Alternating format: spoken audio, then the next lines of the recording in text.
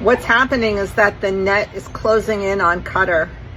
All the countries where they sponsor terrorism, all the influencers in Washington, D.C., that they're stripping with money to keep them quiet.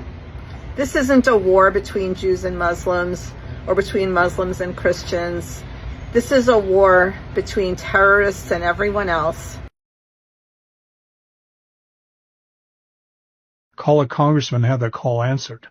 So they're able to put so much money, and when I say so much money, it doesn't ever have to be a lot. Look how easy it is to influence U.S. think tanks. $10,000 here, $40,000 here, $10,000 a month, $40,000 a month. The ability to place pro-Qatar op-eds in key American papers that influence key senators and congressmen. So that's one small aspect.